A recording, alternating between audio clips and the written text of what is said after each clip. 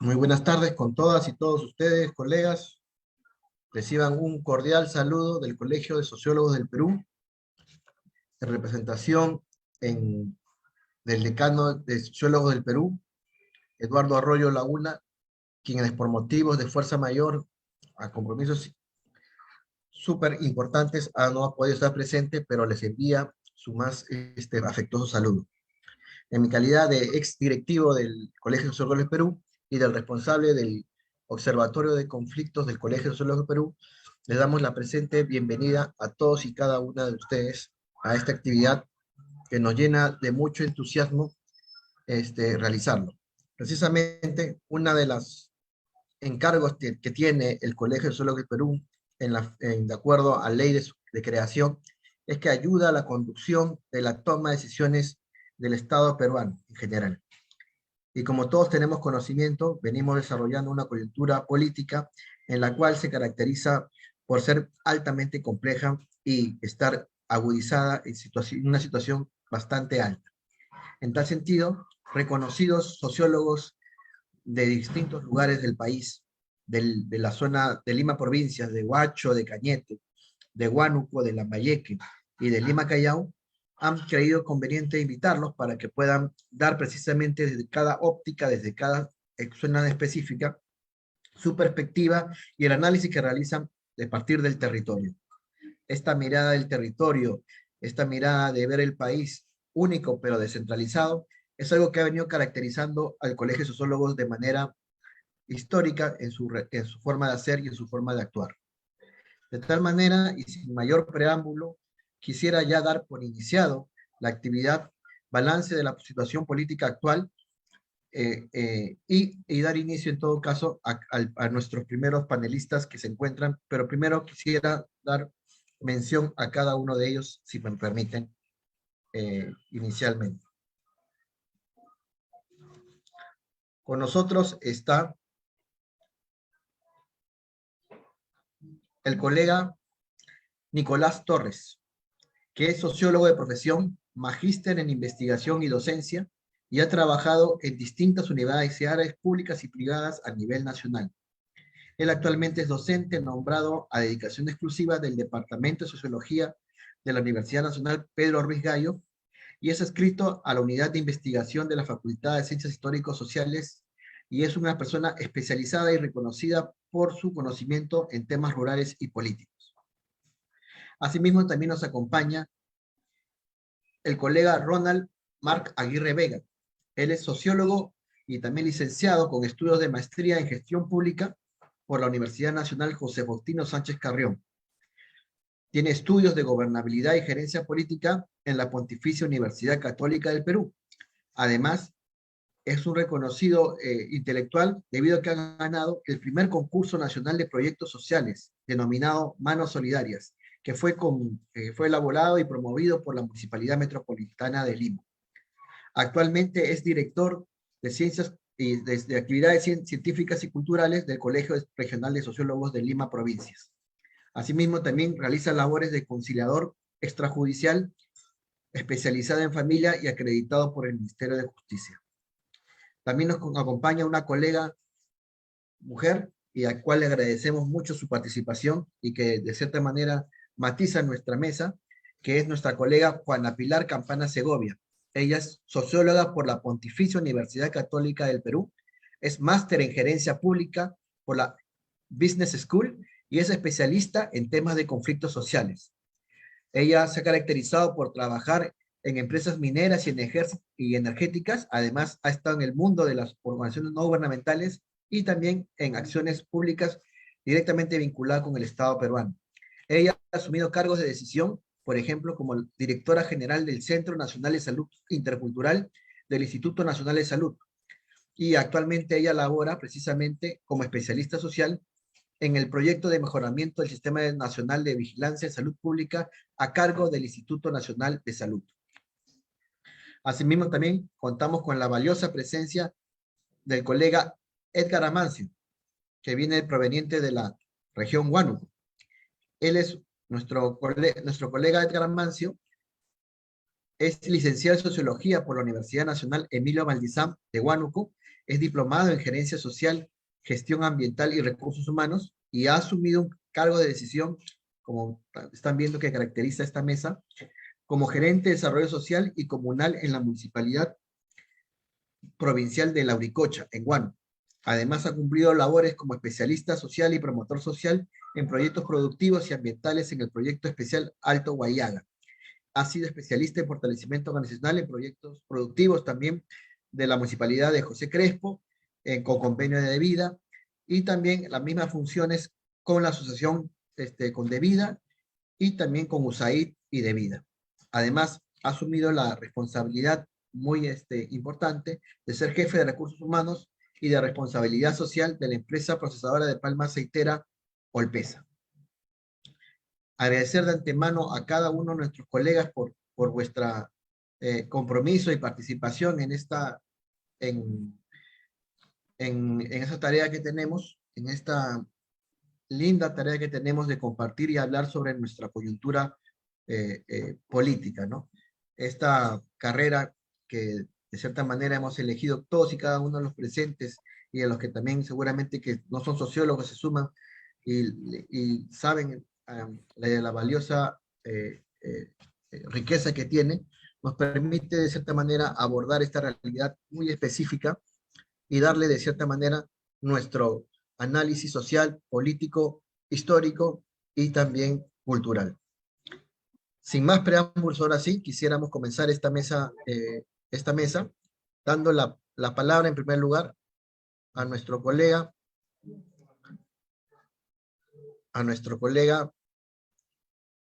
Ronald Marc Aguirre Vega, quien ya, como ya he mencionado, es sociólogo con estudios de maestría en gestión pública por la Universidad Nacional José Faustino Sánchez Carrión. Colega Ronald, adelante con tu participación y la palabra es contigo. ¿Qué tal? Buenas noches a todos y todas. Antes que nada, quisiera saber cuánto tiempo tengo para poder usar la palabra. Sí, Ronald, cada uno de nosotros tiene un tiempo de 10 minutos para poder hacer nuestro análisis. Adelante, Ronald. Listo, muchas gracias. Bien, eh, como bien ustedes han leído, el título es un análisis, un balance de la gestión actual de gobierno, ¿no? Y no hay mucho que desdeñar si es que lo hacemos un análisis de manera formal, ¿no? A simple vista se percatan que la gestión actual, en todo caso de Dina Boluarte, es parte de un proyecto político de lo que yo en forma particular denomino y otros denominan como la derecha, ¿no? La derecha está institucionalizada de tal manera que ha procurado en todo caso minar la cuestión institucional a nivel de gobierno, ¿no? Y es así que estos tendríamos que retrotraernos o hacer un análisis principalmente histórico, desde el cual quisiera partir, ¿no?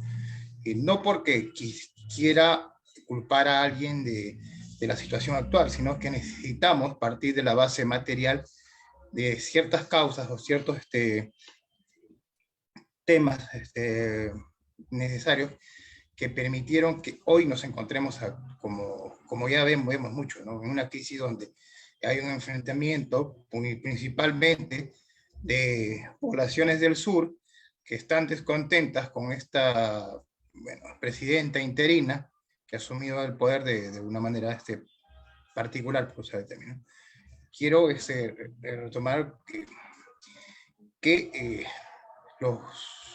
esa pugna no solo es entre la población y un sector del gobierno, es quien está tomando de manera abusiva las riendas del poder, sino es que existe parte del Parlamento que, siendo puntuales, son relacionados al fujimorismo, el partido de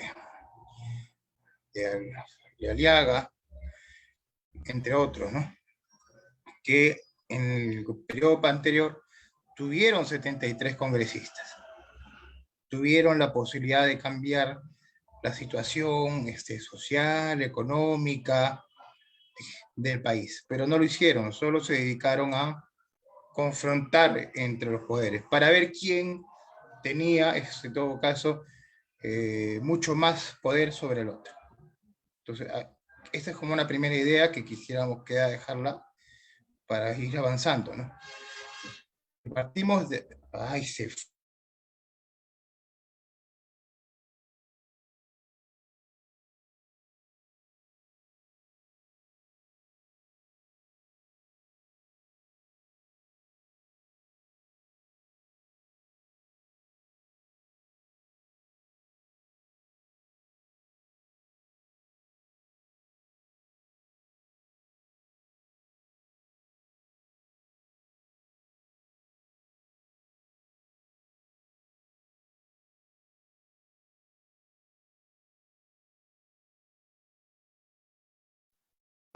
Se me fue la señal. Bueno, si se me oye, ¿alguien me puede confirmar? Porque creo que se me fue la señal.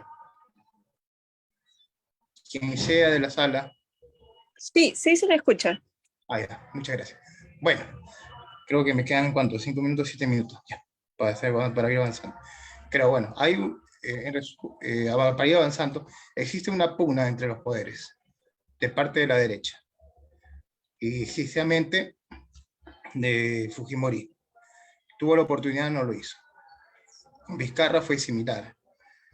Con el presidente del Partido Morado, Schonhauser, ¿verdad?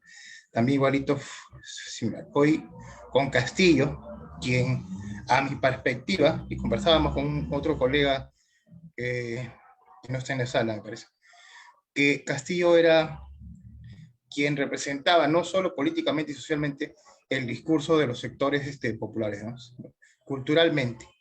Era, o de forma simbólica, por usar este término también, esta era la idea, de forma simbólica, era la forma como tú te podías comunicar para los que estábamos excluidos, principalmente los del sur, porque el fenómeno no sucede de la igual manera en el sector norte del país, dado que allí no ha sido su principal bolsón de votantes, y además tampoco porque, como ya he mencionado hace un instante, no se sienten identificados de manera horizontal, al margen de cómo se haya dado la dinámica dentro de la gestión de Castillo. Entonces, aterrizando más acá a esos instantes, el gobierno de interino de Dina Boluarte, quien ha negociado a todas luces con la derecha, con el Parlamento, para poder subsistir, y principalmente con las Fuerzas Armadas y la policía. Es por ello que son los que los respaldan. Y es por ello que cuando los pobladores del sur llegan a la ciudad de Lima para hacer sus manifestaciones, tienen cercado todo Lima. De forma particular e individual, no por si acaso no es una manifestación de Colegio Sociólogos como individuo, como ciudadano y político, he participado en estas movilizaciones y he visto in situ cómo el centro de Lima está cercado. Y esto prácticamente me retrata en un tema de teoría de Juego de Tronos, ¿no? Tienes que concentrar todas las fuerzas dentro de lo que ya has copado, porque han copado las instituciones, Poder Judicial, ¿no? Parlamento, el TC, ahora quieren copar el Jurado Nacional de Elecciones, quitándole a los que han estado asumiendo la gestión institucional del jurado. También quieren coactar la libertad de prensa. Ya no solo se contentan con gasear a los manifestantes, no, porque quieren coactar la libertad de prensa, han emitido un documento para poder reglamentar cómo se va a dar estas conferencias de prensa para ciertos medios de comunicación seleccionados por ellos, obviamente, a su gusto, ¿no? Pero la prensa alternativa, que no forma parte de ello, va a estar de lado. Más allá del tema de ser un discurso tipo plañidera, me parece que que cae bien en la definición que hizo el Colegio de Sociólogos, y la cual compartimos el Colegio de Sociólogos de Lima Provincia, es una dictadura de carácter cívico-militar, a todas luces, por lo mismo que ya hemos mencionado, ¿no? Lima está copada por cada esquina, tanto de rejas, policías, militares, y se vienen con la normativa que se le haga, ¿no? Ha considerado que Lima ya no se puede protestar, entre comillas, ¿no? Tienes que pedir permiso como si fuese un pasacalle. O sea, ahora para poder expresar tu voz, tu reclamo, es un pasacalle. Entonces, eso es a todas luces en cualquier estado que se considere democrático, algo que va en contra. Y tanto así que va en contra es que la embajada de Estados Unidos, y es exactamente el presidente Biden, para que todos tengan conocimiento, si de pronto ya lo leyeron, solicitó, bueno, de manera coloquial, pero al final solicitud es prácticamente una indicación, que por favor el Estado, o sea, con Dina Boluarte, converse con el Parlamento, es decir, los congresistas, ¿no? 230 que no se quieren ir para nada y les importa muy poco las muertes que hay, que están demostrados que han sido asesinatos porque se ha usado armamento y está identificado de manera desmedida. O sea, Biden ha solicitado que por favor el Parlamento converse con Dina Boluarte y se pongan de acuerdo para que las elecciones se den de una vez. Entonces, la política exterior inclusive que estaba manejando Dina Boluarte, entre comillas, de no intromisión, se ha resquebrajado, porque al final de cuentas simplemente era, no te metas, pero déjame seguir matando. Pero cuando hay Estados Unidos, hay una lectura que nosotros hacemos particular, de que es una pugna entre el capitalismo burocrático y el capitalismo financiero, y esto es una apreciación particular, por cierto, es decir, que estos sectores emergentes que han logrado asumir su posición de poder dentro del país, dentro de Perú, conflictúan entre intereses con el capitalismo financiero internacional, que son los Romero, los Brescia, etc., y de la mano con Estados Unidos, es que sucede esto. Y sumado a ello, hay otro elemento que sí lo voy a dejar en la mesa, porque ya creo que se acaba mi tiempo, es la pugna de los intereses económicos, políticos, sociales entre Estados Unidos y el capital chino, que se manifiesta y se trasluce, para la redundancia, a través de las concesiones mineras, que hoy actualmente es un problema que va a recaer sobre nosotros, porque se están renovando las concesiones, se están nuevamente regalando a precio, ¿no?, de ganga. El lote 192 ya ha sido, bueno, está siendo en todo caso concesionado para que se explote. Pero obviamente no va a ser concesionado para beneficio de la comunidad. Es tanto así que, por ejemplo, Puno, Cusco y las partes del sur, de donde proviene el gas, y no lo digo yo, dice por lo menos una congresista que, bueno, de cierto modo, tiene algunas verdades, pero en su comportamiento político no comparto, que esos sectores del sur producen el gas, pero curiosamente no consumen su gas. El gas se consume en Lima y recaemos en el discurso del centralismo que viene desde la colonia, por si acaso, y eso es un tema que también tendríamos que tratar y procurar de reducirlo, al menos, o en su debido momento, lograr eliminarlo, ¿no? Entonces, esos son varios elementos que juegan en contra y demuestran cómo está actualmente la gestión actual de Dina Boluarte. Hay algunos que tienen un chaplín, ¿no? Pero todos han coincidido en un discurso. Quieren que se vaya Dina Boluarte. Pero el sector del Parlamento, entre ellos se han unificado un criterio. No quieren salirse del Congreso y no les importa lo que pase más allá de las paredes del Congreso. Una muestra es lo del menú. Otra muestra es la de los viajes. No les importa rendir cuentas, les da igual. Entonces, claramente, como decía Kotler, ¿no?, ellos estaban tan desesperados tenían miedo que Castillo les quite sus privilegios, sus estatus, que van a hacer todo lo que sea posible y lo que esté dentro de sus manos y aliarse con quien tenga que hacer para poder reprimir a la población si es en caso quiere reclamar y mantenernos en todo caso entorpecidos a través de cualquier medio posible. Con eso me quedo, gracias por el tiempo, espero no haberme excedido y dejo la palabra al siguiente. Colega Ronald Mar Aguirre Vega, muchas gracias por su enfoque, por su participación. Ha sido bastante claro desde un enfoque histórico, revisando los últimos gobiernos y sobre todo haciendo este análisis no solamente en lo local, sino también en lo internacional, a la luz de ya ciertas informaciones que han ido trascendiendo en relación a las distintas comunicaciones que han habido de diferentes gobiernos, ¿no? Tanto de los gobiernos latinoamericanos, también como de Estados Unidos de Norteamérica, que ha sido últimamente, ¿no? Le agradecemos por su análisis, por compartir su perspectiva, y bueno, les pedimos que no se vaya todavía, porque después de la ronda de participaciones vamos a dar un espacio de preguntas que seguro querrán conversar con usted. Así que de inmediato damos ya la palabra al colega Edgar Amancio de Huánuco. Edgar es licenciado en Sociología por la Universidad Nacional Emilio Valdizán de Huánuco. Como comentábamos, es diplomado en Gerencia Social, Gestión Ambiental y Recursos Humanos y ha realizado acciones de conducción en la toma de decisiones, como por ejemplo, ha sido gerente de Desarrollo Social y Comunal en la Municipalidad Provincial de La Uricocha, en Huánuco. Colega Edgar Amancio, adelante, la palabra es con usted. Muchísimas gracias, colegas. Muy buenas noches con todos y cada uno de ustedes. Por la antelación, colega.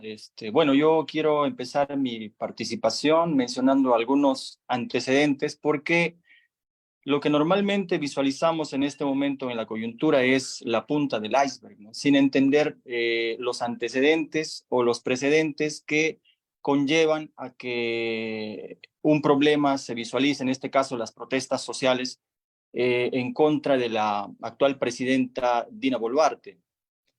Y quiero empezar mencionando que considero yo que hay un antecedente importante, que es la elección del 2016, ¿no? En la elección que fue realizada el 10 de abril del 2016, donde se eligió a un congreso o a una bancada bastante aplastante, con un número histórico en nuestra república, con 73 congresistas, ¿no?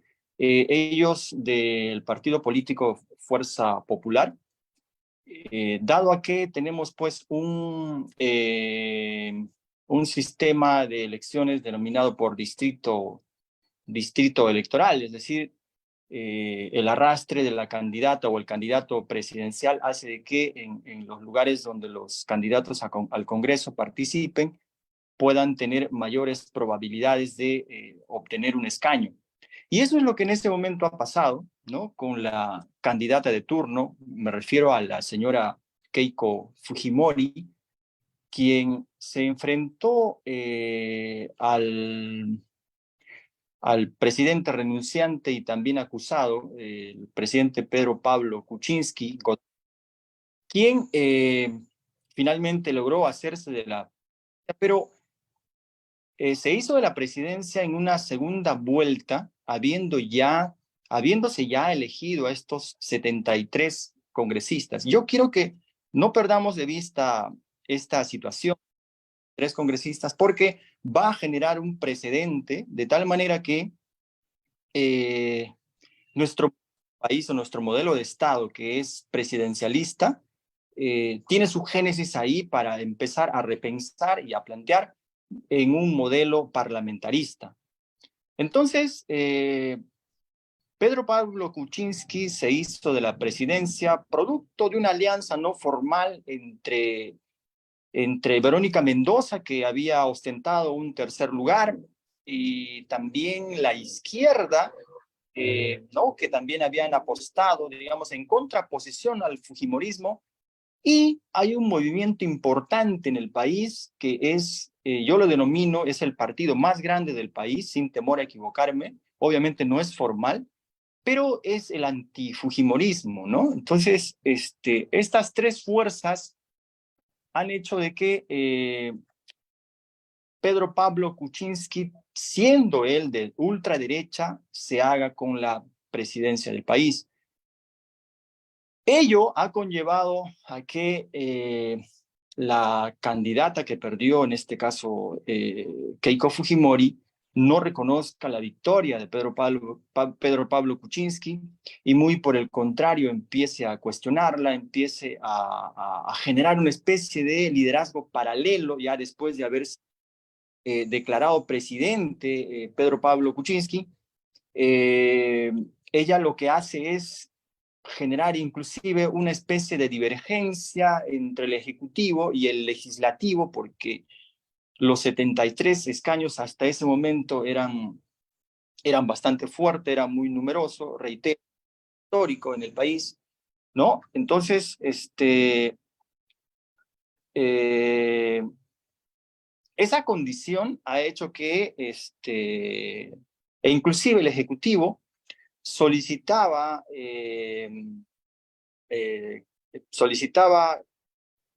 que se les aprueben las iniciativas legislativas, por ejemplo, en materia tributaria y en otras materias. El Congreso, con esta aplastante mayoría, aprobaban el paquete de normas que solicitaba el Ejecutivo, pero que dentro del Congreso ya eran modificados, es decir, el espíritu de lo Ejecutivo eran cambiados de acuerdo a cómo le convenía al Legislativo, ¿no?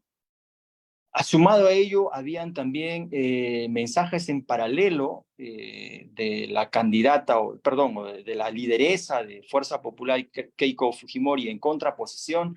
Es más, incluso hasta llegando al punto de pechar al presidente de la República, ¿no? Para expresar sus demandas. Entonces, desde ahí ya se podía notar que ha habido una clara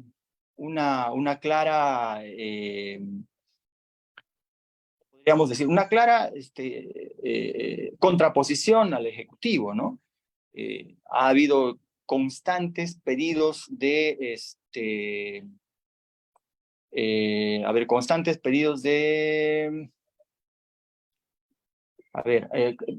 dos pedidos de vacancia, han habido también pedidos de interpelación a los ministros, ¿no? Que yo creo que gozaban de buenos pergaminos, pero que sin embargo no estaban alineados a los gustos de la lideresa de liderazgo, de Fuerza Popular en el Congreso, ¿no? Finalmente, esto ha conllevado a que el presidente de entonces, Pedro Pablo Kuczynski, renuncie luego de un segundo pedido de vacancia, porque había sido, entre comillas, evidenciado por unos videos llamados Mamani videos del congresista de ese entonces, ¿no?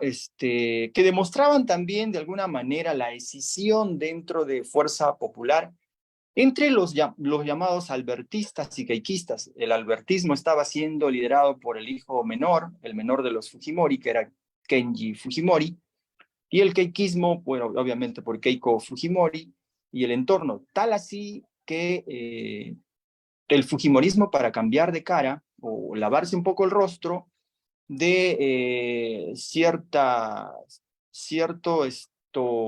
animadversión que podía tener en el plano social, han buscado desprenderse de viejos liderazgos, ¿no? Como el caso por ejemplo, de Carmen Sada, Marta Chávez Cosío, de otros importantes líderes como María Cuculiza, etcétera, ¿no?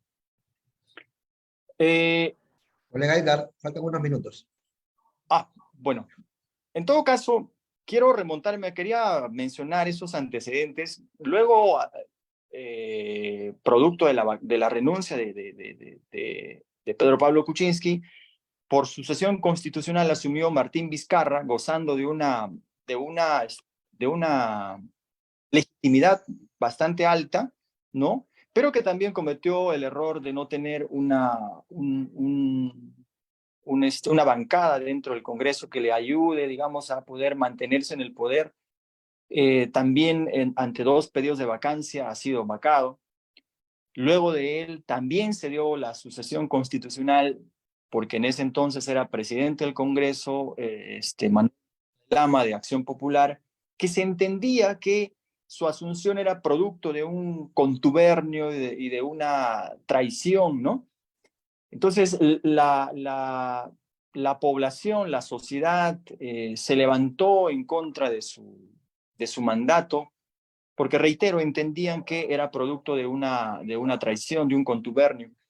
Y esa presión social ha hecho de que en pocos días renuncie a la presidencia y finalmente el hija de presidente a Sagasti, a Francisco Sagasti, que también, luego de una renovación de la mesa directiva, él se hace la presidencia del Congreso y por sucesión constitucional llega a ser presidente del país.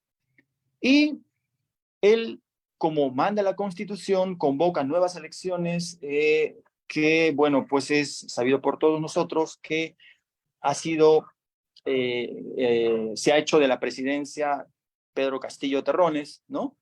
Pero no tanto por la popularidad de la cual él gozaba, sino también nuevamente se presenta este escenario del antifujimorismo que ha hecho de que se haga con la victoria Pedro Castillo. Pero desde el momento de su elección y el momento de la asunción del poder, ha tenido serios cuestionamientos, no por la población, sino por aquellos que en campaña habían estado en contra de él y habían apoyado a la candidata opositora a Pedro Castillo. Y a él se le vislumbraba, se lo avisoraba como el representante del comunismo, porque eso era el discurso, eso era la narrativa, ¿no? Entonces, han habido sucesivos cuestionamientos, y dicho sea de paso, él tampoco ha hecho mucho por apagar esos incendios o esos cuestionamientos, muy por el contrario, echaba gasolina al fuego, ¿no? Y como consecuencia, hemos llegado al punto de elegir a la primera presidenta del país, ¿no? Esto también es histórico. Y como sucesión constitucional, nuevamente volvemos a tener a una presidenta mujer que es Dina Boluarte, ¿no? Entonces, yo creo que mi tiempo ya ha terminado. Yo quiero concluir con la nueva participación. Muchas gracias. Colega Edgar, muchas gracias. En realidad ha sido bastante ilustrador todo el proceso que nos ha ido relatando en función nuevamente de estos últimos años que ha vivido nuestro país y haciendo un detenimiento en los hitos, se podría decir, que han marcado y que de cierta manera han definido esta actualidad. Creo que es de mucha utilidad para poder ir de cierta forma bosquejando lo que ha sido los resultados y las acciones que han ido decantando en lo que hoy estamos viviendo, ¿no? Así que las gracias, colega, y en breve también seguramente van a haber algunas preguntas, así que atento, por favor, le pido que no se retire, sino que esté muy cerca con nosotros para que pueda en breve responder estas preguntas, ¿no? Ahora de inmediato le doy la palabra a nuestra colega Pilar Campana. Como le presenté inicialmente, nuestra colega es socióloga por la Pontificia Universidad Católica del Perú y es máster en gerencia pública por la Business School. Ella ya me corregirá si es que lo he dicho correctamente. No soy experto en español, en inglés, por eso disculpe si lo he hecho de manera incorrecta. Y también, como decíamos, ella es especialista en temas de prevención de conflictos. Además, ha asumido cargos de decisión como directora general del Centro Nacional de Salud Intercultural del Instituto Nacional de Salud, y en la actualidad ella se está desarrollando como especialista social del proyecto de mejoramiento del Sistema Nacional de Vigilancia de Salud Pública que lo desarrolla o lo implementa, en este caso, el Instituto Nacional de Salud. Entonces, Pilar, adelante, la palabra es contigo. Ok, muchísimas gracias. Muy buenas noches con todas y todas. Yo quiero agradecer al Colegio de Sociólogos por la organización de este tipo de conversatorios, que es muy importante para poder hacer una reflexión sobre lo que está sucediendo en nuestro país, ¿no? Yo creo que esto es importante que se realice cotidianamente en los colegios profesionales, o que debe ser parte del enriquecimiento del debate sobre lo que está pasando, ¿no? Y los sociólogos tenemos mucho que compartir en torno a este análisis de la situación y el poder entender lo que está pasando, ¿no? Y quería precisar, ¿no? Mira, somos 16.190.895 peruanos y peruanas. Y quería hacer un comentario, ¿no? Existe en nuestro país una relación de masculinidad de 99 hombres por cada 100 mujeres, ¿no? Pero sin embargo, y es parte de lo que se vive en nuestro país, la paridad sigue siendo un tema pendiente, ¿no? En este debate debería haber la mitad de hombres y mujeres, y esto todavía es un desafío pendiente, ¿no? Quería iniciar así, ¿no? Y lo otro, y empezando ya el tema, me parecía importante empezar a hacer una reflexión en torno a la última encuesta nacional urbano-rural del IEP, ¿no? Yo creo que nos dice, que nos da una visión de lo que está pensando la gente, cuáles son las percepciones del país, ¿no? Y efectivamente da una expresión que probablemente hace un año atrás era imposible de pensar, ¿no? Y es el nivel de desaprobación que existe sobre la institucionalidad, ¿no? Sobre esta democracia endeble que en realidad se está cayendo.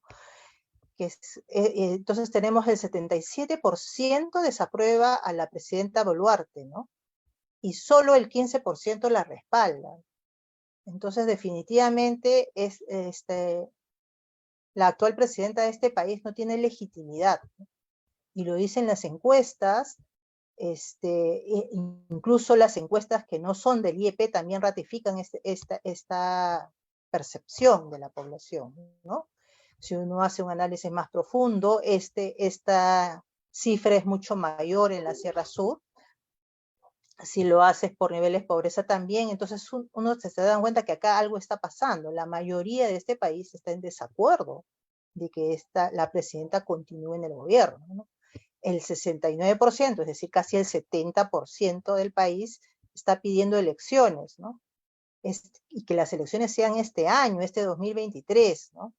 Y no en el 2024, en el 2026, como plantean algunos de las autoridades que existen, ¿no? O de los políticos que están presentes en el país. O sea, la gente quiere que las cosas cambien ya.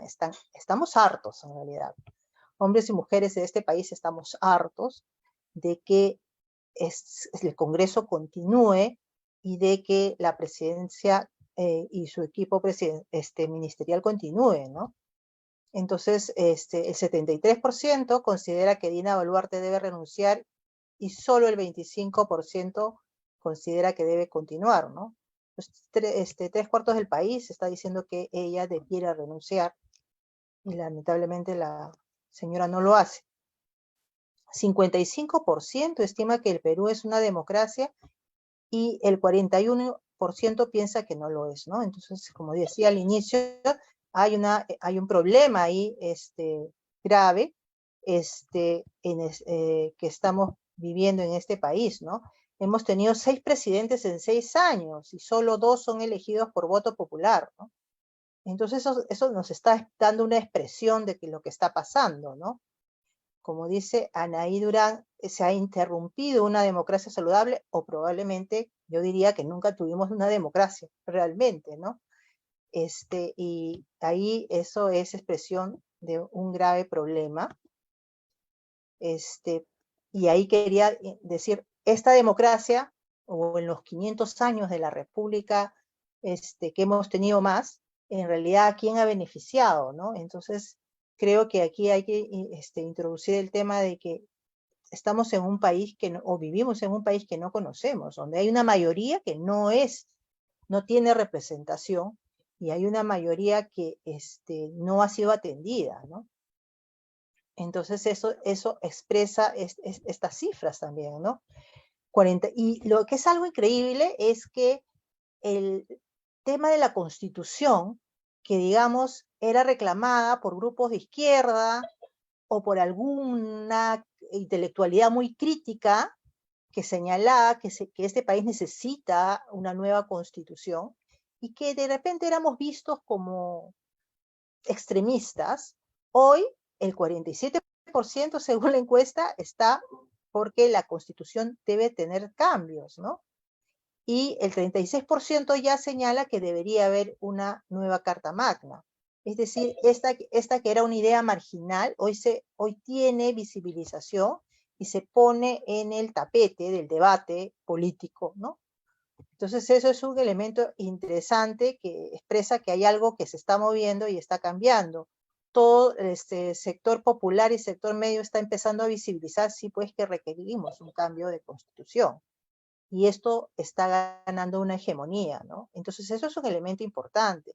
Ya no son un grupo marginal los que plantean un cambio de constitución, sino también se está formando digamos, una mayor visión sobre la necesidad de estos, ¿no?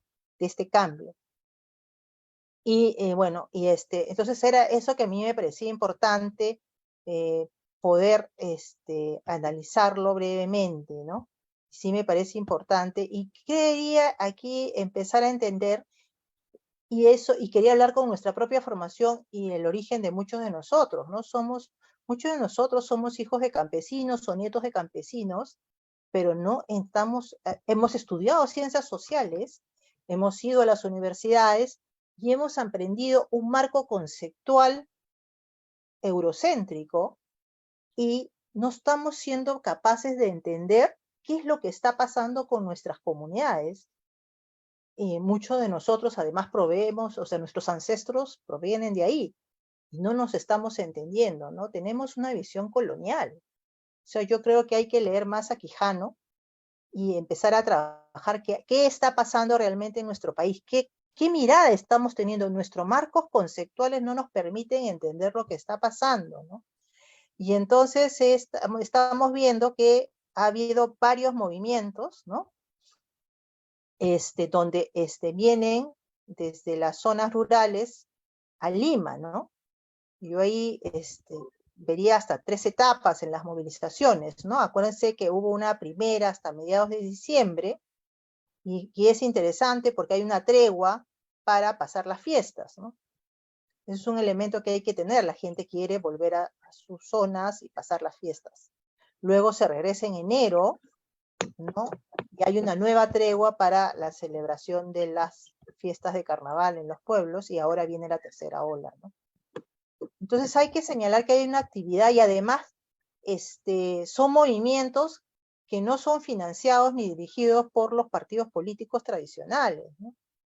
Entonces aparece aquí lo que podemos decir, hay algo que ha existido siempre, que es en las comunidades existe la solidaridad, existe una nueva forma de ver el mundo, y ahí quería introducir todo este tema del marco conceptual andino-amazónico del buen vivir, ¿no? El Sumat Kawsay, y cómo entender la solidaridad andina, donde uno elige una representación, financia con sus recursos esa representación para que vaya a Lima a hacerse escuchar.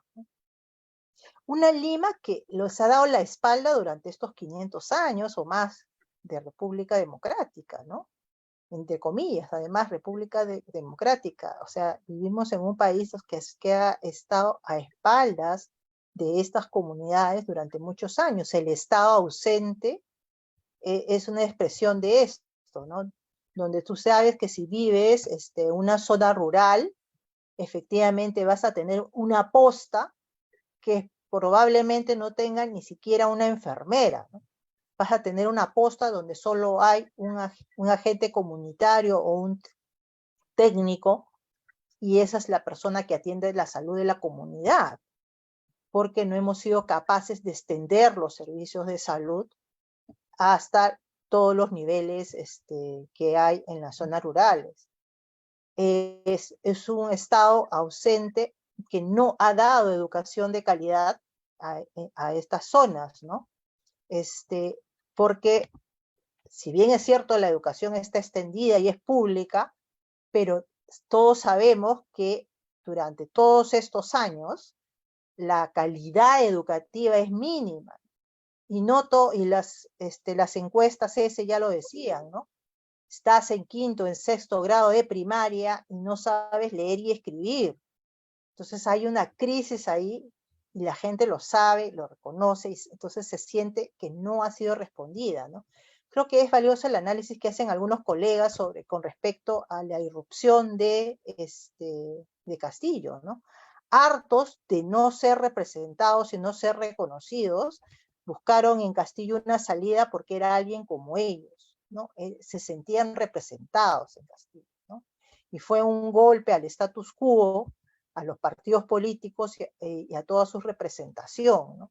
Entonces se vota por Castillo porque era una representación del sector profundo del país, ¿no? Y sin embargo... Un par de minutos, Pilar. Oh, ya. Y bueno, el establishment existente no deja gobernar al Castillo, ¿no? Cuando los de abajo votan, los de arriba no reconocen ese voto, ¿no?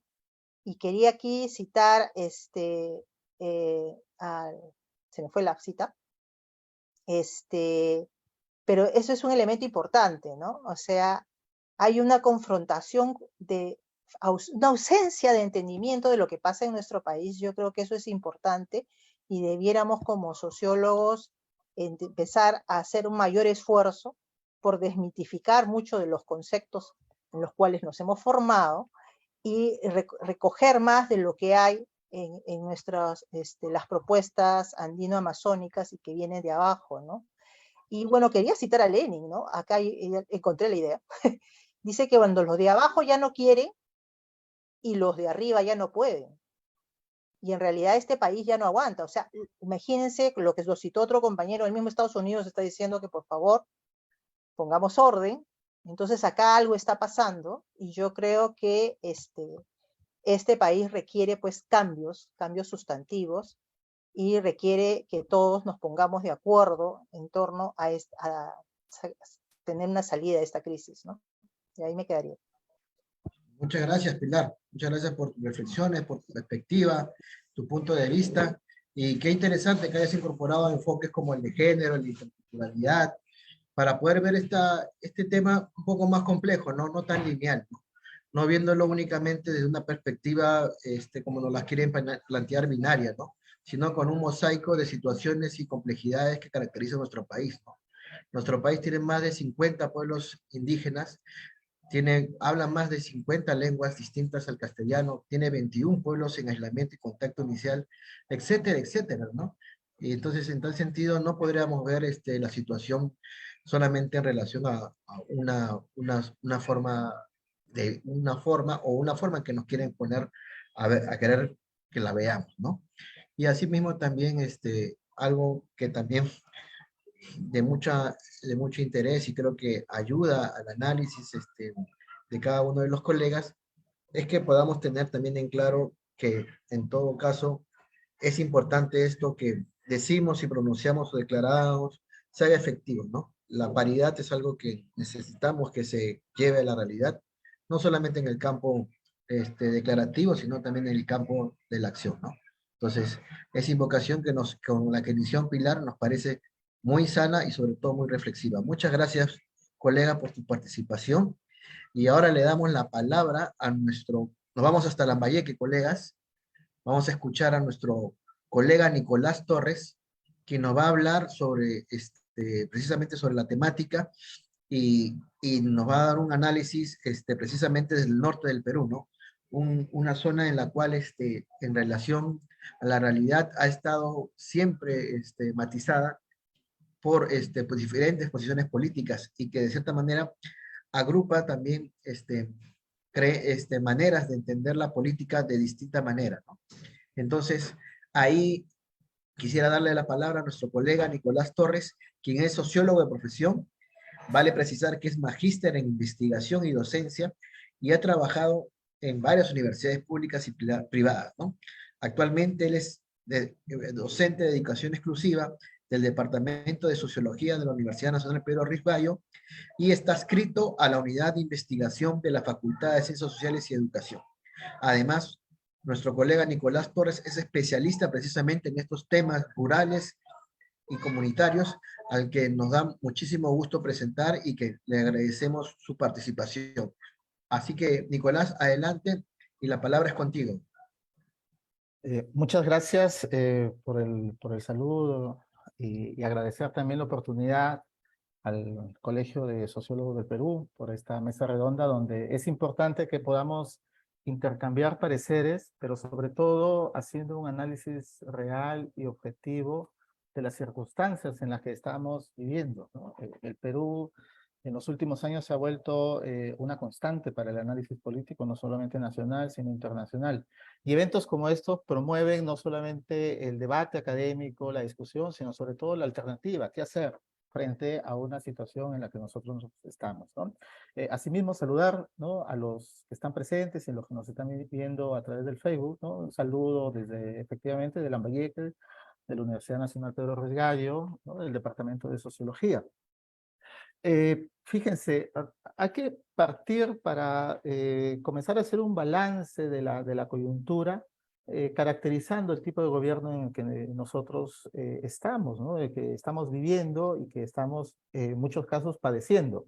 Podemos nosotros asegurar y señalar con certeza de que estamos viviendo frente a un gobierno que tiene serios problemas de aislamiento, ¿no? Creo que ese es el primer concepto que nosotros debemos tener en cuenta.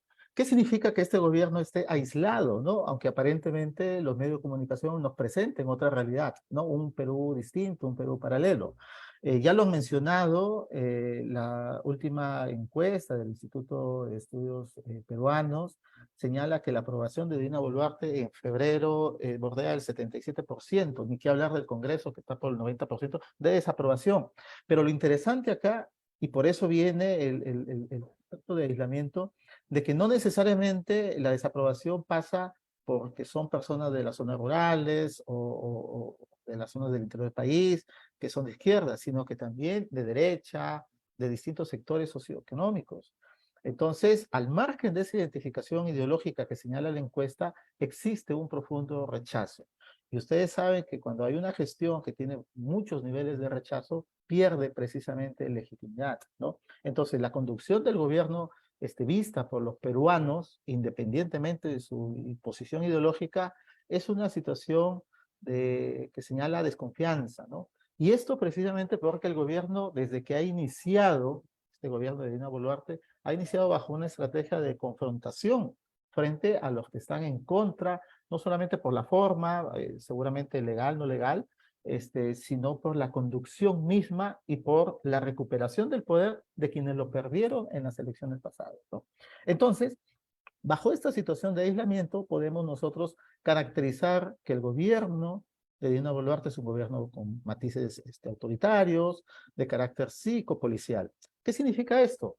Que el sistema político en el que nosotros estamos, que nos hablan de democracia, no se ha reformado en nada, ¿no? Estamos volviendo y estamos viendo que hay una reproducción social, política, económica, ideológica de los últimos 200 años de vida republicana. Por eso mismo, por este tipo de reproducciones sociales, políticas, económicas, es que tenemos una débil democracia, ¿no? La democracia que tenemos en el Perú, algunos dicen no existe, otros dicen que es débil, finalmente estamos en una crisis integral, ¿no? Entonces tenemos un Estado autoritario, tenemos la posibilidad de que los famosos ternas que se infiltran en las movilizaciones y que asusan y provocan, se pueden convertir en grupos paramilitares. Y como señaló un colega, temerariamente, ¿no?, el Ministerio del Interior ha señalado un protocolo de actuación interinstitucional para los periodistas, ¿no? Fíjese entonces lo contradictorio de las personas que en nombre de la democracia actúan sobre la práctica pisoteándola, ¿no? Esto nos hace llevar a la conclusión de que estamos efectivamente en un sistema de crisis, ¿no? En crisis, es un deterioro de este esquema político-económico de poder de los últimos 30 años y que tiene precisamente sus remanentes en las situaciones de vida de nuestra república. Por lo tanto, nosotros podemos señalar que en estos momentos que se está forjando un movimiento social, a pesar de que tenemos un movimiento social todavía fragmentado, dividido, aletargado, inclusive acá en la zona norte del país, pese a los esfuerzos que han habido, todavía el movimiento social pareciera recién formándose, ¿no? A diferencia de los niveles de conciencia que tienen los hermanos del sur, ¿no? Entonces, todo esto finalmente está configurando a que se comience a gestar de nuevo un movimiento social desde el Perú profundo, desde las provincias, desde lo interno del país, ¿no? Y eso hace que nosotros estemos en este momento, en un momento destituyente. Es decir, existen varios elementos que permiten o que permitirían, y hay que aprovecharlos seguramente los que están inmersos dentro de la academia, dentro de los movimientos sociales, dentro de los partidos políticos, inclusive hay elementos de unidad de la gesta de un movimiento social que no acaba. Ya lo señalaron varios colegas que me han antecedido, ¿no? Se ha iniciado el año pasado, ha habido seguramente una especie de repliegue, pero es un movimiento que está en constante lucha, en constante actuación. Este momento destituyente, por decirlo así, señala varias cosas en común, ¿no? La renuncia de la presidenta, que creo que es una salida ahorita, inmediata, ante la negativa de un adelanto de elecciones. Es importantísimo que frente a ellos se implemente ya un gobierno de transición, pero sobre todo para encontrar una democracia con justicia, tiene que haber también sanción para los responsables de los asesinatos y los heridos, que hasta ahora no asume o no hay quien asuma precisamente estas responsabilidades, que no hace más que generar precisamente brechas o en todo caso ensanchar las brechas ya existentes, ¿no? Entonces, no hay democracia sin justicia. Importante lo que le decía, este movimiento social a partir de la conciencia cívica que se está generando en las personas, ¿no? Incluso al margen de las posiciones de izquierda que posiblemente se le tildan, se estigmatizan, ¿no? Todo lo que es movimiento social, protesta, izquierda, comunismo. Al margen de eso, estamos viendo que la población misma apoya. Quizás no sale a las marchas, pero tiene un espíritu o está desarrollando un espíritu de solidaridad, ¿no? Hemos visto cómo esta conciencia cívica que se está formando en apoyar con alimentos, con agua a las personas que se movilizan, eso nos hace pensar a nosotros que efectivamente esto es una situación que recién está empezando. Entonces, este momento destituyente nos llevaría a una segunda etapa, ¿no? Que tiene que ver con un debate que creo que ya se inició, que se tocó débilmente cuando Castillo ganó las elecciones y luego se comenzó a diluir, tal cual su gobierno se comenzó a diluir, pero creo que con esta situación de movilizaciones sociales se está empezando a hablar pues, de un debate constituyente. Entonces, esto significa que estamos de nuevo, o en todo caso, afirmando un cambio de época, ¿no? Este movimiento social tiene una particularidad importante porque está luchando contra un poder autoritario, un poder muy reaccionario, conservador, racista, que lo hemos visto en las últimas elecciones, con esas connotaciones denigrantes, de expresiones respecto a quien no solamente piensa diferente, sino que quien en apariencia se ve diferente, ¿no?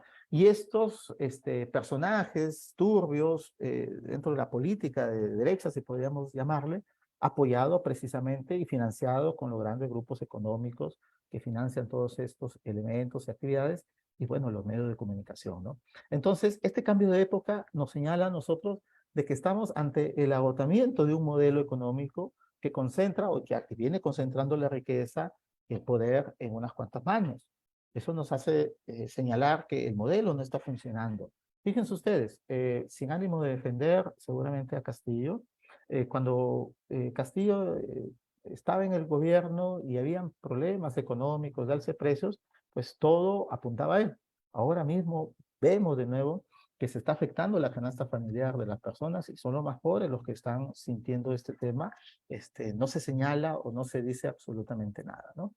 Entonces, ¿qué factores están empujando a que esto se convierta en lo que yo estoy señalando? Estos factores también son una oportunidad, o tendríamos que verlo como una oportunidad. Y acá viene precisamente el tema de no solamente la caracterización del sistema y de la coyuntura y del balance tal cual, sino un tema de propuestas que nos permita una salida a esta crisis, que no es de ahora, no es de los últimos 6 años también, aunque sí se han agudizado, ¿no? Que en los últimos 5 años hayan 6 presidentes, sino que esto ya viene desde hace tiempo, ¿no? Entonces, para eso, nosotros necesitamos empezar un debate para poder generar una conciencia dentro de las universidades, dentro de los partidos políticos, dentro de los movimientos sociales, dentro de la sociedad civil, de una nueva república. Es decir, necesitamos un nuevo pacto social que garantice igualdad, que supere la corrupción, donde hay un gobierno realmente democrático, que haya una regeneración moral, con inclusión, con desarrollo. Y para eso necesitamos necesariamente también un cambio de mentalidad, porque de nada sirve que nosotros aboquemos desde todos los ámbitos que podamos señalar un cambio de sistema, cambio de modelo, cambio de instituciones, si no cambiamos también nosotros, ¿no? Tenemos desgraciadamente caras que venimos reproduciéndonos, porque el modelo no es solamente un modelo económico, sino es profundamente ideológico. Entonces hay dentro de las personas mucho de conservadurismo, mucho de este tema patriarcal, ¿no? Del machismo, ¿no? Disfrazado, y que eso, o este nuevo pensar, nuevo pacto social, nueva república, tiene que comenzar a generar también la formación de una nueva ciudadanía, unas nuevas personas, ¿no? También pasa como factor y como Vamos, oportunidad un par de minutos, colega. el tema del desarrollo de un proyecto nacional de largo aliento, ¿no? Es decir, una visión de futuro de qué país queremos, ¿no? Con inclusión, promocionar los sectores económicos, de las pymes, del agro, temas fundamentalmente que están siendo dejados del debate, como es el derecho al agua, a la vivienda, ¿no? Un proceso firme de descentralización, reconocimiento y defensa de los pueblos indígenas y originarios. Son elementos que deben estar en esa visión de futuro. Y para eso necesitamos necesariamente, como les decía, pasar a este estado constituyente, al debate constituyente, a una asamblea constituyente, donde se discutan los problemas de fondo y no de forma, donde esta asamblea como máximo poder soberano pueda tener una amplitud de todos los sectores para que se inicie un debate ciudadano, donde se ejerza una verdadera democracia, donde esté el tema de la paridad, donde esté reconocidos los pueblos indígenas y más vulnerables. Finalmente, el debate por una nueva constitución que no hace o no significaría más que la cura o el inicio de la cura de las fracturas históricas que nosotros tenemos, con normas inclusivas, con una distribución más equitativa de poder, donde la consagración de los derechos, las competencias institucionales, el nuevo modelo de desarrollo y normas de convivencia sean para todos, ¿no? Entonces, veamos también esta situación de crisis como también una situación de oportunidad, ¿no? Entonces, esto era una de las ideas, el tiempo es corto, pero necesitamos nosotros plantear y poner en debate estas ideas que para algunos seguramente será una situación de controversia, pero es necesario que se abra. No hay cosa más democrática que discutir las ideas, debatirlas y siempre teniendo en cuenta la visión de país que nosotros queremos. Muchas gracias.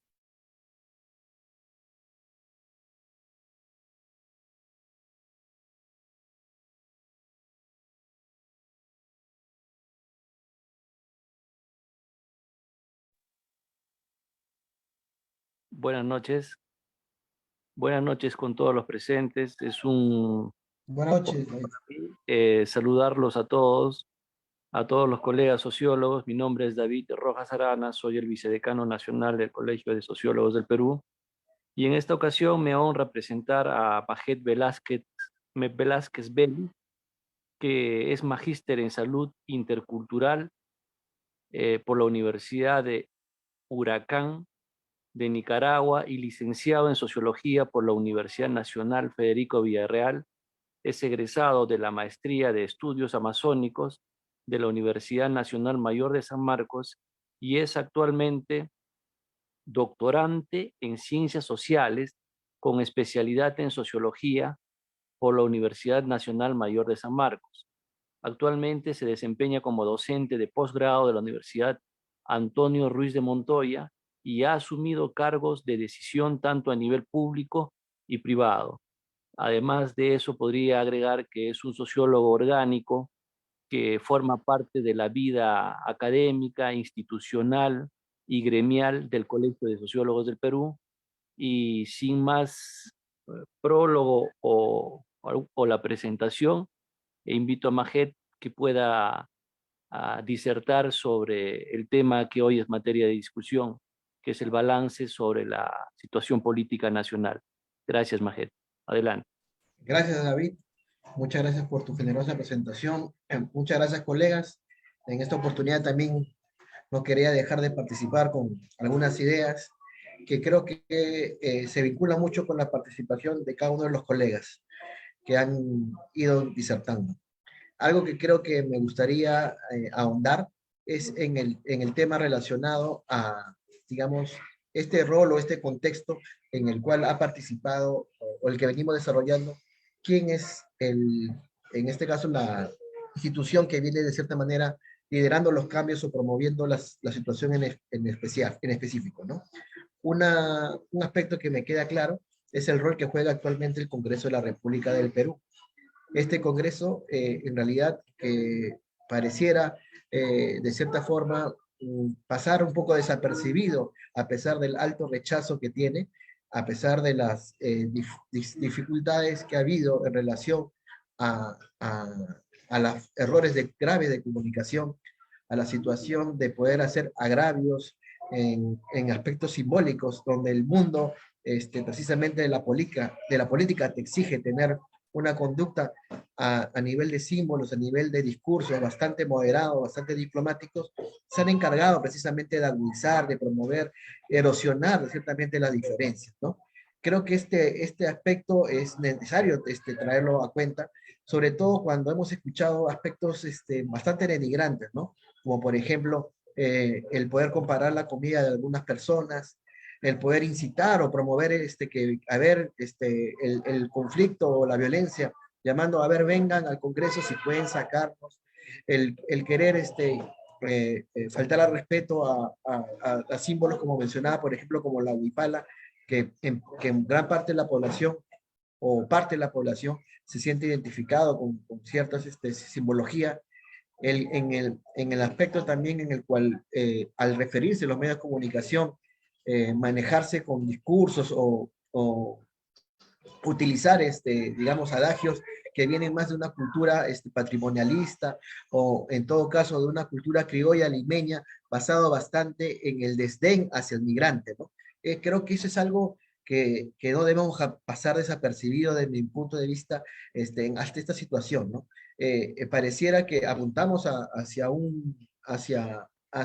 digamos, figuras de cierta manera emblemáticas como podría ser la presidencia de la República, que ya muy bien lo han explicado los colegas, digamos, las dificultades que se ha ido, pero creo que hay un rol y hay unos actores que están dinamizando y están haciendo de las suyas, si queremos decirlo también, ante esta situación.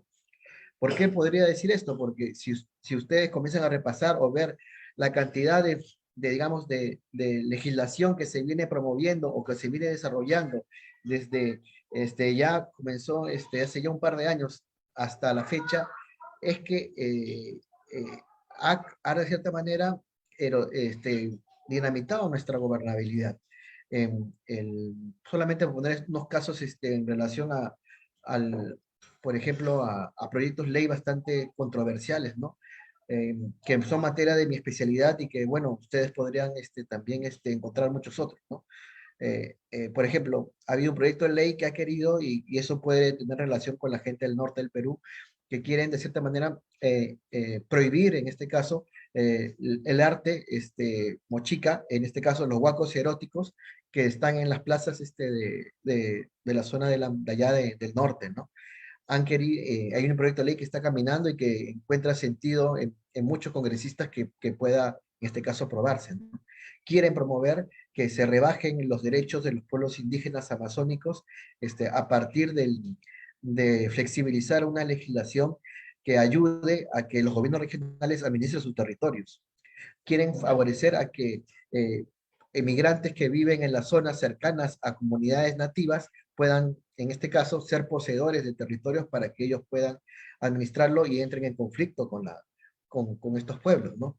Quieren, en suma, por poner estos tres ejemplos, son casos que se vienen tanto dando a nivel legislativo y tienen influencia también en el nivel ejecutivo.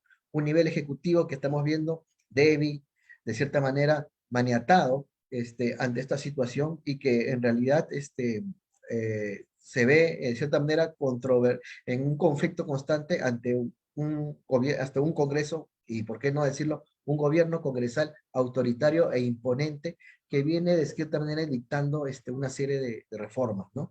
Contrarreformas, como por ejemplo fue la contrarreforma del SUNEDU, la toma que ha tenido en este caso del Tribunal Constitucional y una serie de aspectos que están de cierta manera haciendo que lo que comentaban los colegas y las condiciones que deben ser, digamos, las más aptas dentro de la institucionalidad para poder desarrollar esos cambios, más bien se vean retrotraídos, ¿no? Y la única salida que puede hacer en este caso, que quede en el contexto, es la movilización social y la organización social, ¿no?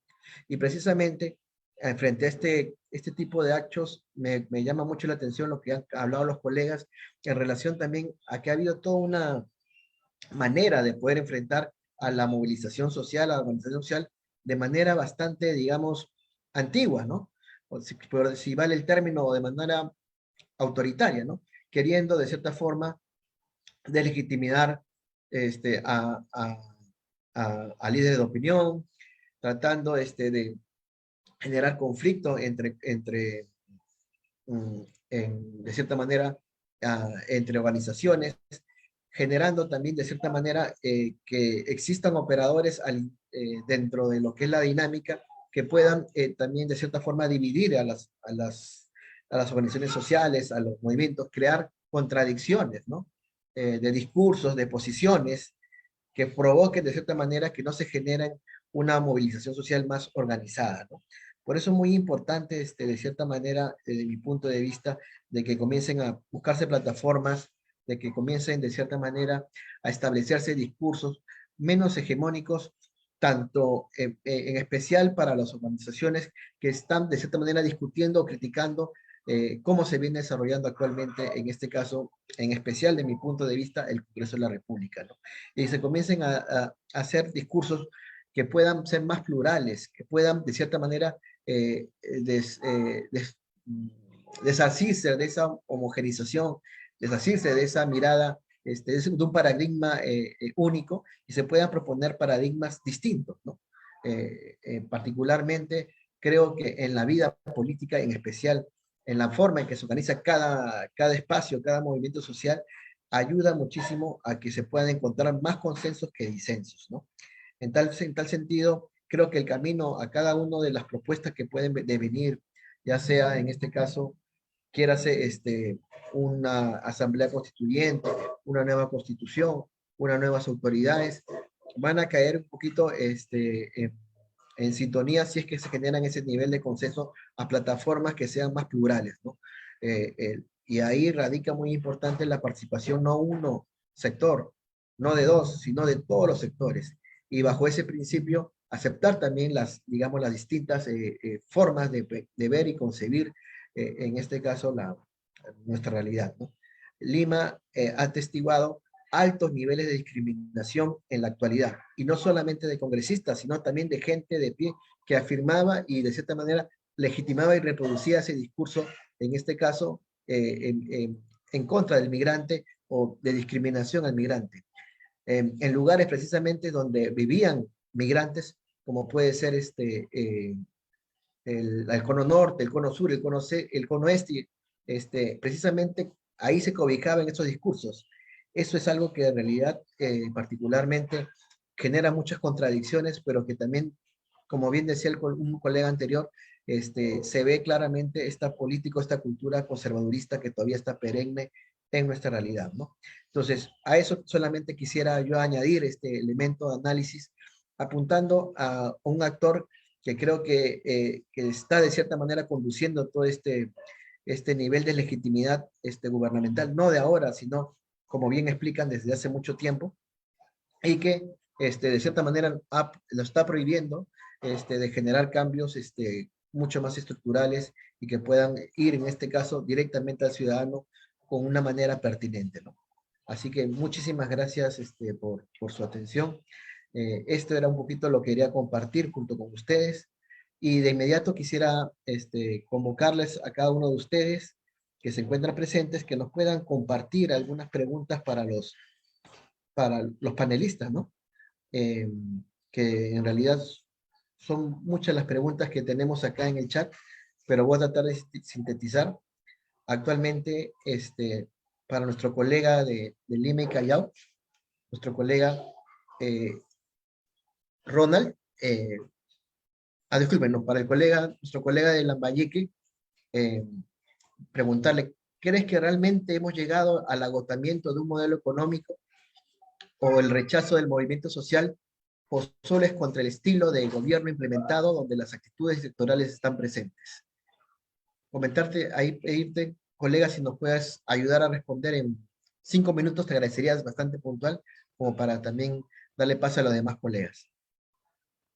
Gracias.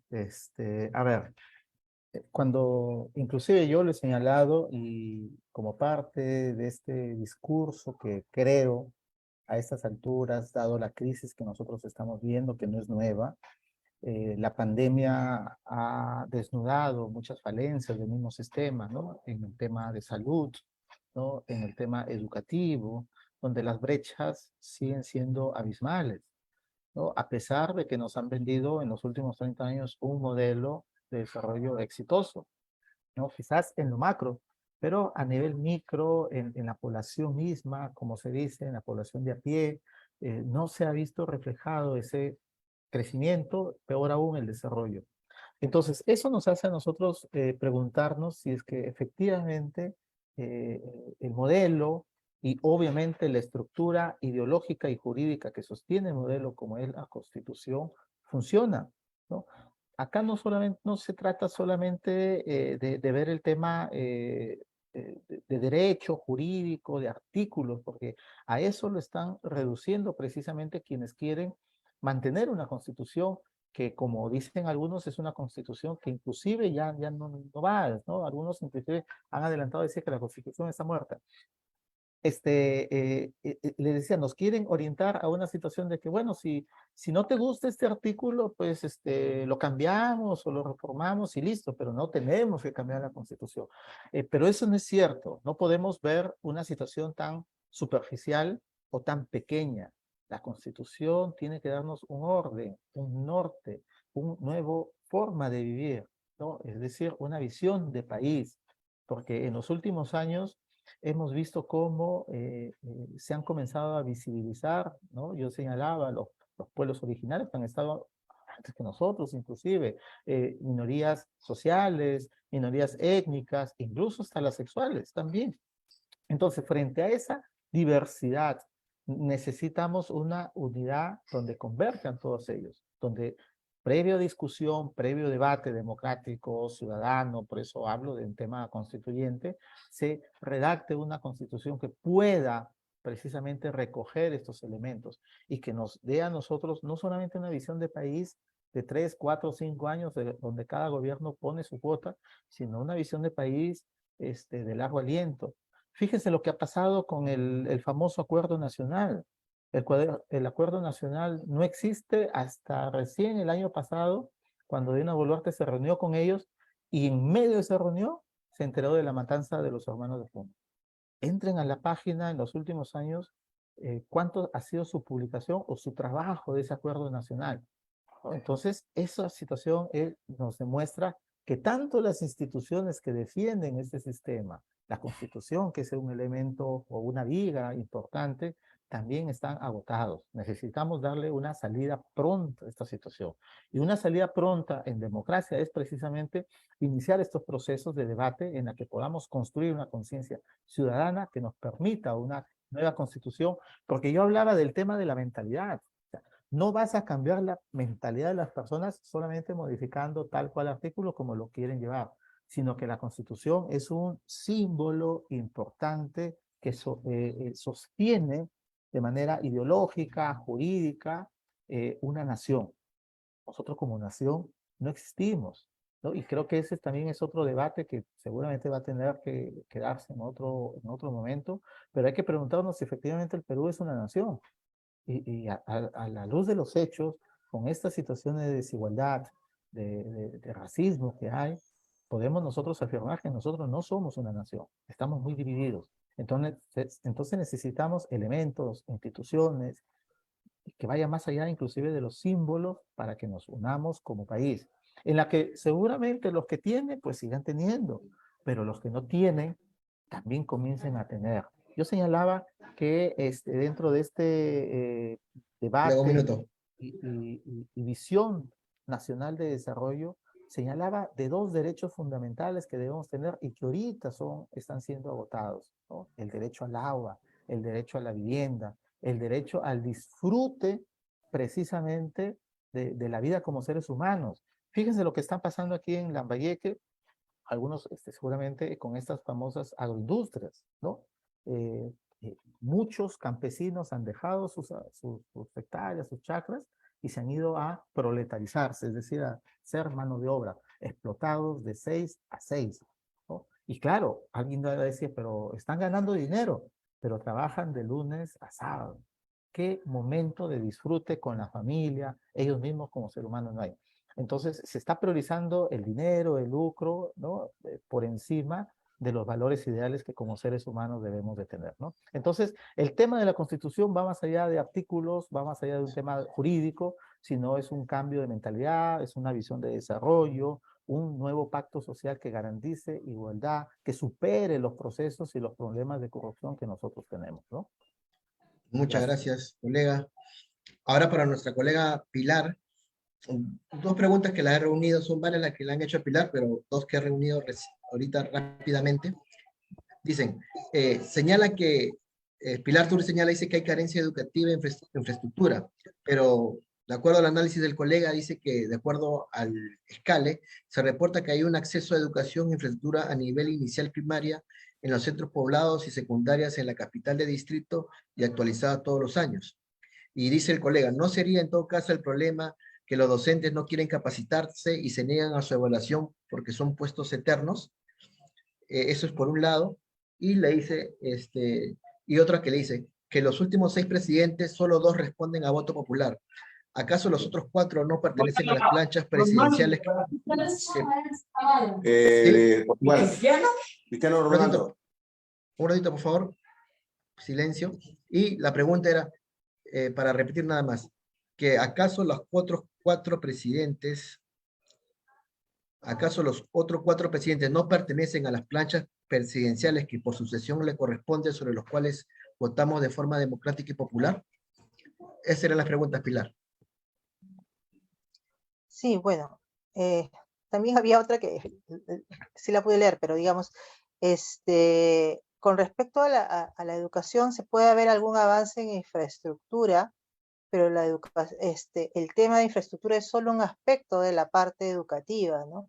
Entonces, efectivamente, requerimos de maestros capacitados, requerimos de instrumental, requerimos de que los alumnos tengan libros y todos los equipos necesarios para aprender, ¿no? El tema educativo es mucho más complejo.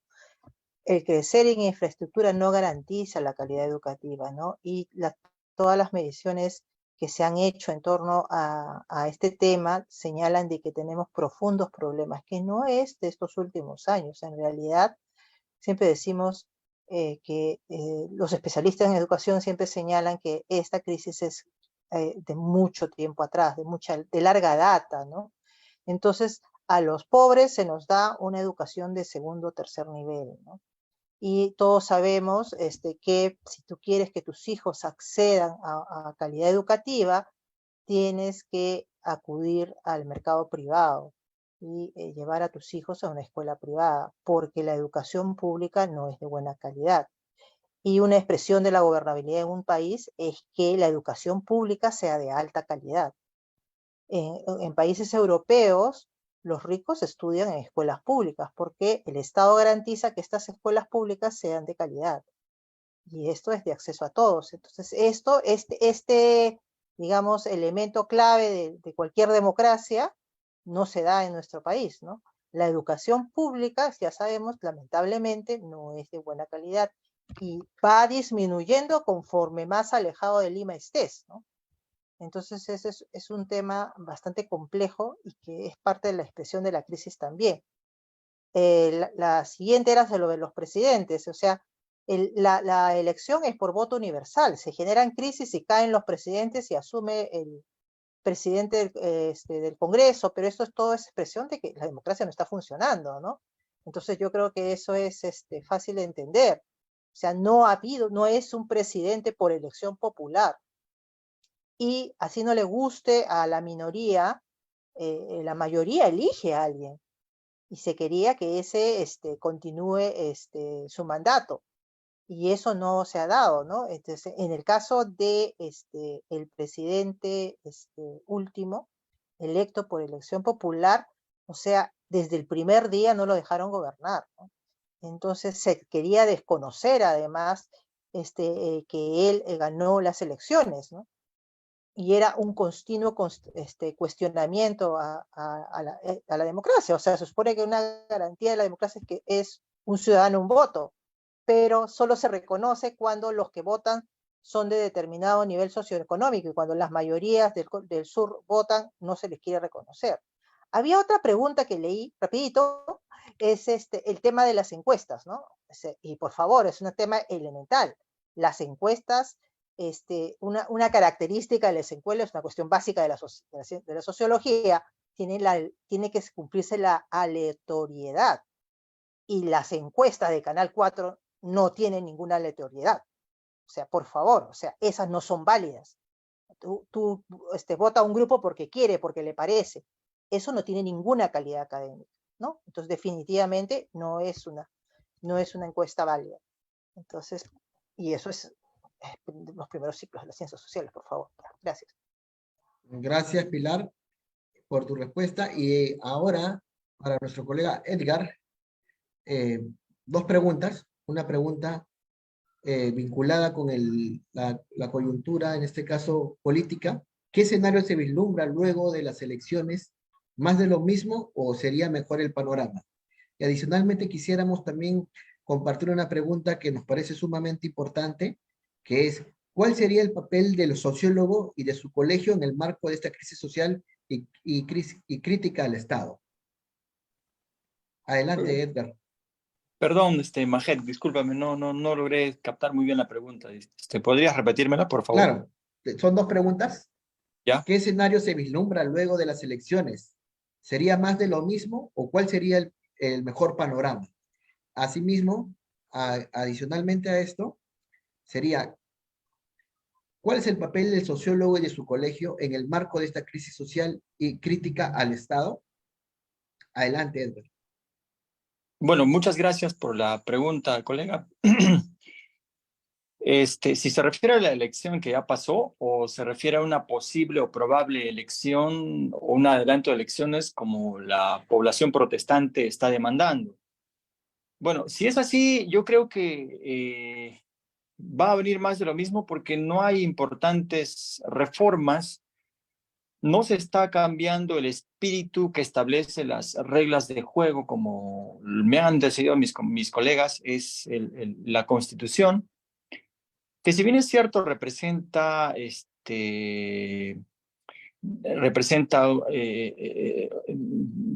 un nuevo pacto social, es decir, si no se cambia eso, si no hay una reforma, por lo menos una reforma, no de repente un cambio, pero por lo menos una reforma seria, yo creo que vamos a seguir en más de lo mismo porque hemos llegado a un punto tal en que hemos hecho de la excepción una regla. Es decir, por ejemplo, hoy en día estamos jugando con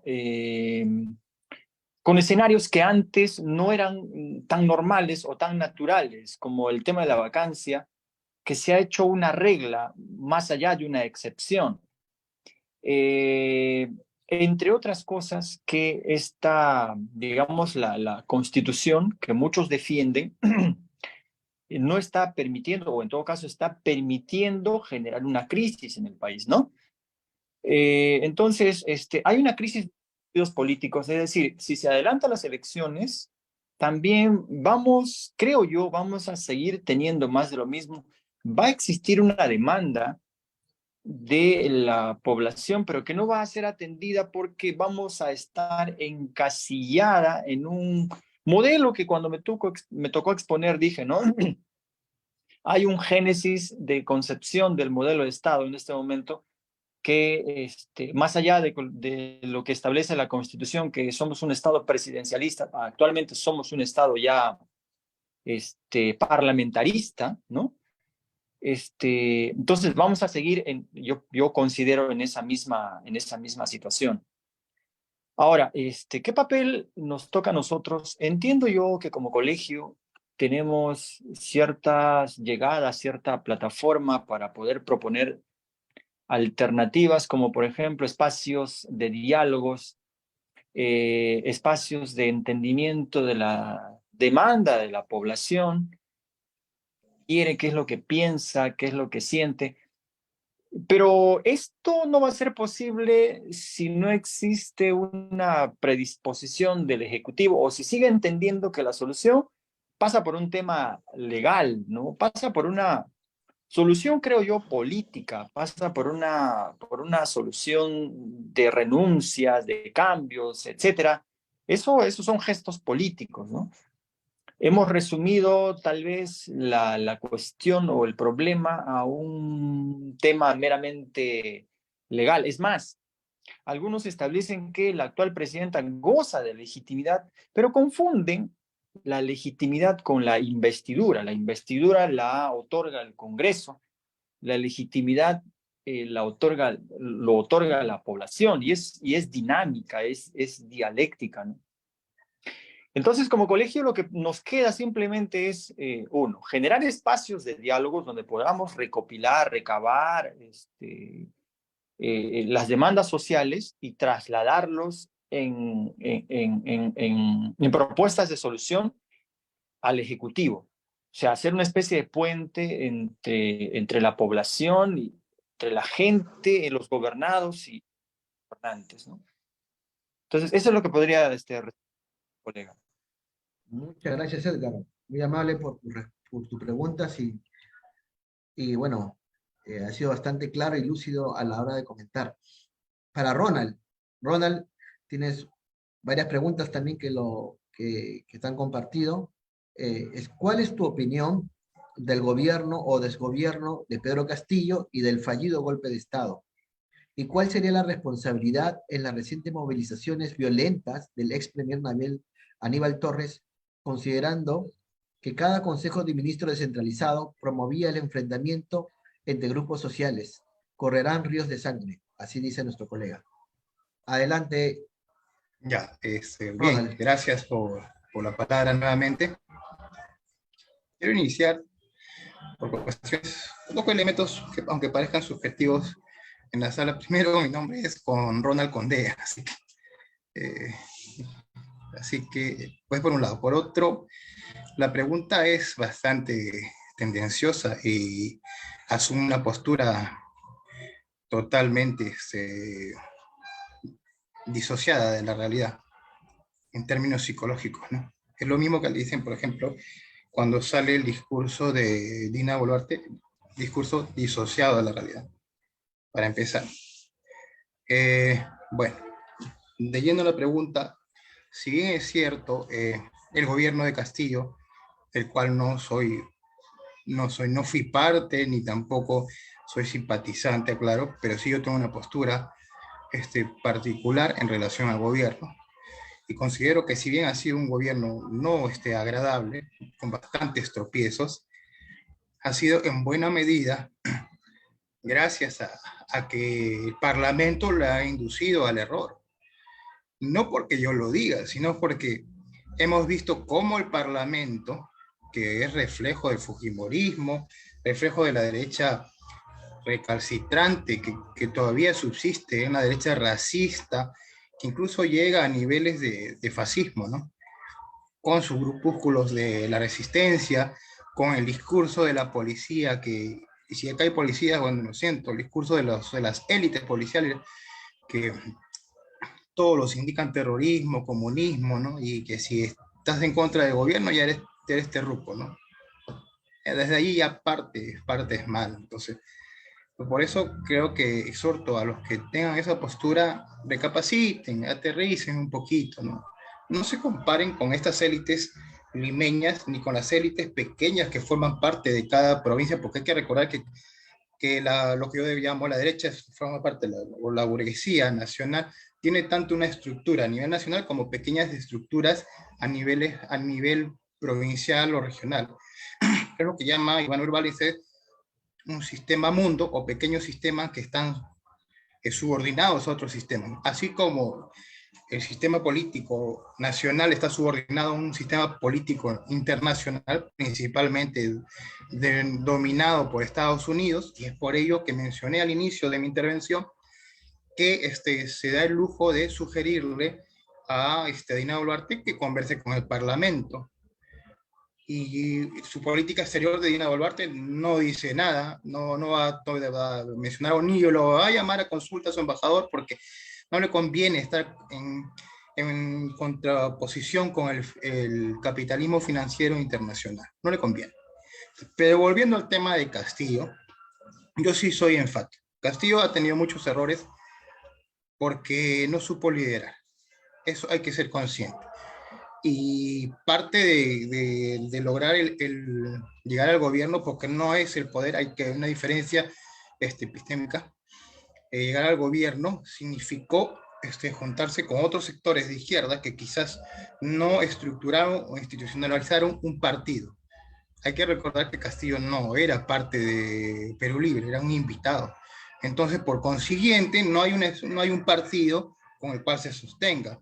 Por lo tanto, hay intereses divergentes. Entonces, va a haber una pequeña contradicción, que no es antagónica, pero la principal, que es con la derecha, va a primar. Entonces, desde allí es por eso que existe ese desgobierno que mencionan y que todos lo sabemos, un desgobierno, pero causado por parte de la intromisión del Parlamento, que necesariamente veía peligrar sus estatus y por eso que hizo lo imposible para sacarlo del gobierno. No le permitió ni un solo segundo desde que ganó las elecciones, ni un solo. Se fueron a la OEA, viajaron y ahora están ahí. Ahora el Parlamento baila pues con su pañuelo y bien gracias todos, ¿no? Bien gracias todos porque muchos sectores de la población no salen a manifestarse, les da igual, dicen no, ¿qué me importa? Entonces, ¿qué responsabilidad dice Aníbal Torres? Bueno, el ex-premier lo único que hizo es tratando de volver a positivo lo que está diciendo, primero porque no son movilizaciones violentas. Desde allí ya hay un error de concepto. ¿Por qué? Porque la población ha salido a manifestar su reclamo, su indignación, su malestar. Que también hay partidos políticos, que también hay colectivos, organizaciones, sí. Pero tú nunca vas y esto sí es básico, a equiparar con gas lacrimógeno, un perdigón, con una onda y una guaraca, sin justificar el enfrentamiento, sino que no hay un equilibrio de fuerza. Y eso no solo lo he demostrado yo, sino lo han demostrado organizaciones internacionales de derechos humanos, que es como Humanity Rights, algo así, que no es de izquierda, por cierto, que es de derecha. Pero si tú haces una comparación y tomas la fotografía, esta manifestación en Francia, esta manifestación en otros países, han tomado aeropuertos, no hubo ningún asesinado. Entonces, ¿por qué no es violento? ¿Porque son blancos? ¿Porque Ronald Aguirre es de trigueñito? No, pues, o sea, yo he visto caer gente ahí ese día, justo manifestamos, y pum, al costado le dio un perdigonazo y el pata cayó. ¿Eso es violento? Gente que ni siquiera había alzado una piedra. Así que un poco analicemos nuestro discurso. Sí, pues, Aníbal Torres cada conversaba con la población y recogía lo que se ve, porque están las grabaciones de malestar de la población, y les decía, ¿sabes qué? Que recapaciten, pues, ¿no? Porque hay un centralismo de la derecha, la burguesía nacional, que no es clase dirigente, como decía Mariatti, no es clase dirigente. Que lo único que ha hecho es vivir de los lobbies, parasitar del Estado. Y eso se ve lo que último hace poco, ¿no? La Maricarmen Alba diciendo, ¿por qué me van a mí pedir cuentas de lo que yo viajo? Yo si quiero viajo y no tengo por qué rendirle cuentas a nadie. Lo de la comida, si eso no te indigna, pues bueno, no sé qué te puede indignar. Entonces, hay que ser conscientes. Yo puedo expresarme, sí, no porque sea pitonizo, decir, ¿sabes qué? Va a ocurrir este malestar, va a ocurrir esta problemática, va a haber un enfrentamiento fuerte entre los sectores populares del sector sur que se sienten identificados y que mayoritariamente votaron por la propuesta antisistema, como le quieran decir, o antifujimorista, como también lo mencionó un colega de un buen análisis, hacia Lima. Entonces, ¿y eso qué? ¿Crees que no nos iban a, a dejar pasar? ¿Pensabas que íbamos a llegar al Congreso de manera pacífica? Hay una frase que me decía un profesor de teoría sociológica, lo voy a mencionar, de Roberto Choquealata, sanmarquino, decía, Bolívar no se sentó a conversar tomando un café con los españoles. Bolívar en un inicio dentro de su discurso planteó digamos, un enfrentamiento dentro de lo político, militar, digamos, equilibrado, por decirlo, ¿no? Pero sin embargo llegó un momento que los españoles, un inicio donde los masacraron a los de la Gran Colombia. Y es por eso que emite esa directiva, ¿no? Bueno, el tema de que a los españoles... Sí, dime. Ya voy con en todo caso. Sí. Ya, no quiero extenderme. No, que la pregunta me ha apasionado un poco, entonces, bueno. Entonces, es por eso que en todo caso que existe ese gobierno. Lo que se espera ahorita, yo considero y comparto con muchos de los de la sala para concluir ya, que se necesita que haya un diálogo entre el gobierno y los sectores populares o la población.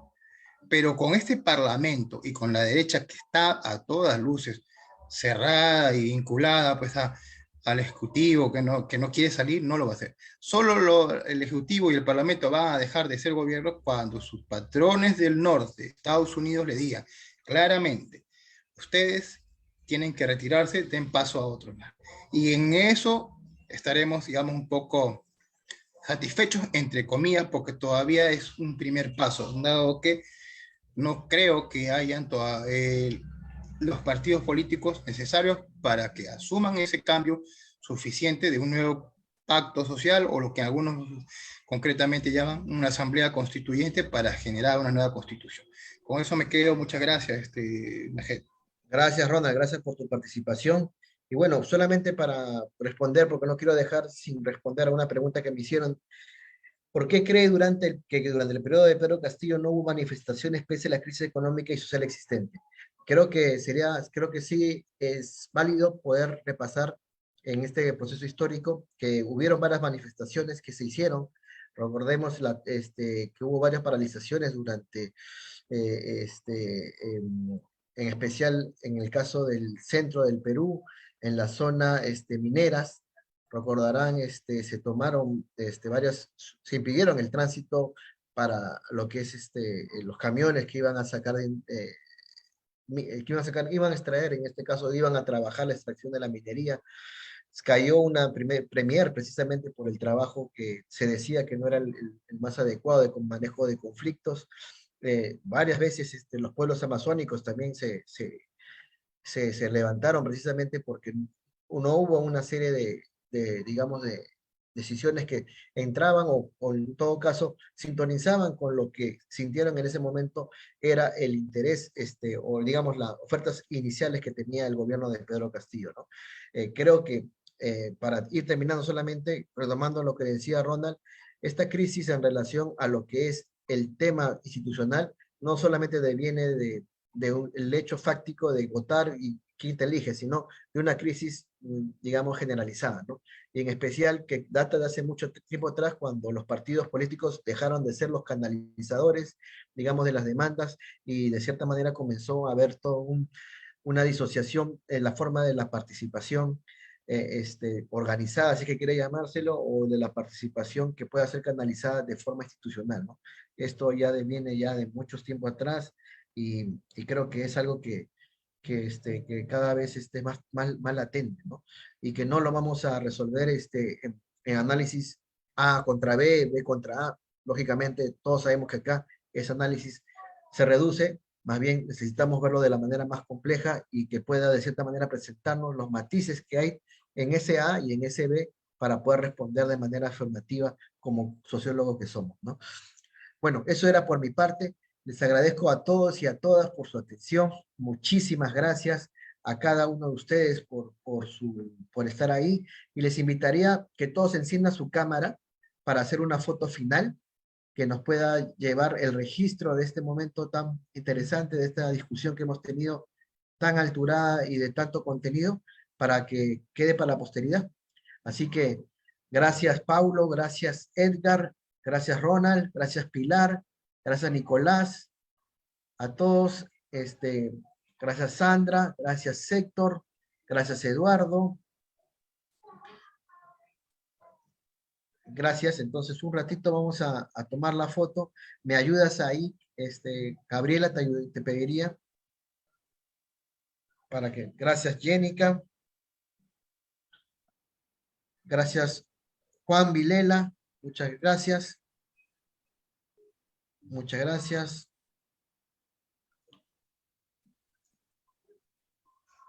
Un ratito, por favor. Gracias, Walter. Ahora sí.